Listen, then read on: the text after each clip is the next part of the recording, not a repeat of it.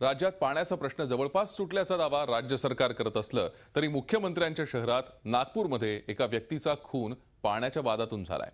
घरासमोर ठेवलेल्या पाण्याच्या ड्रममधून पाणी घेतल्यानं एका 27 वर्षीय व्यक्तीचा त्याच वस्तीतल्या रमण कॉलनीजवळ असलेल्या श्रेयस नगर परिसरात हा रक्ताचा सडा पाहून झालेला हल्ला किती तीव्र असेल याचा अंदाज बांधता येऊ शकेल। सराफा दुकानात काम करणाऱ्या लक्ष्मण ढोमणे याचा त्याच वस्तीतल्या गोवर्धने उर्फ बाल्या शेंडेनं धारधार शस्त्रानं वार करत खून केलाय। घरासमोर ठेवलेल्या ड्रम मधलं पाणी घेतल्यामुळे झालेल्या वादातून हा खून झालाय। बाजूवालीने फोन केला, म्हणे रक्त पडलाय, म्हणे दारू पिऊन आहेत का काय तर माहित नाही म्हणे। तर मग त्या बाजूवालीने सांगितलं, मग आम्ही म्हटलं जाऊन बघत आहे। ते आले तर डायरेक्ट खूनच केला दिसला त्यांच्या।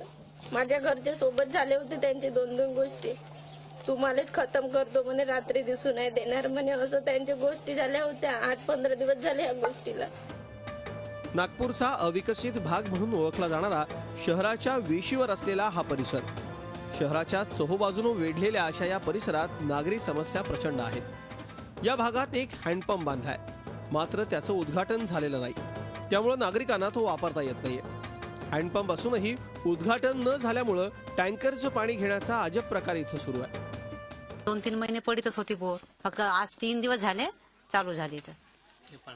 आणि टँकर 5व्या दिवशी कधी 6व्या दिवशी येते, 6व्या दिवशी येते कधी 5व्या दिवशी येते, असा आहे टँकर। तिथे जे टँकरचं पाणी येत होतं त्या पाणी चोरण्याच्या वादावरून त्याचा जो गोवर्धन उर्फ बाल्या शेंडे जो आहे त्याच्याबरोबर त्याचा वाद होता आणि त्यामुळे त्यांनी त्याचा राग मनामध्ये ठेवून काल त्याच्या मित्रासोबत म्हणजे तितरमारे आणि शेंडे या दोघांनी मिळून त्याची हत्या केली आहे।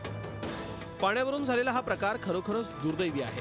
या प्रकारानं इथल्या समस्या पुढे आणल्या आहेतच, पण भविष्यात पाण्यावरून काय प्रकार होऊ शकतात हेही दिसून येतं। अखिलेश हळवे, झी मीडिया, नागपूर। झी 24 तास रहा एक पाऊल पुढे।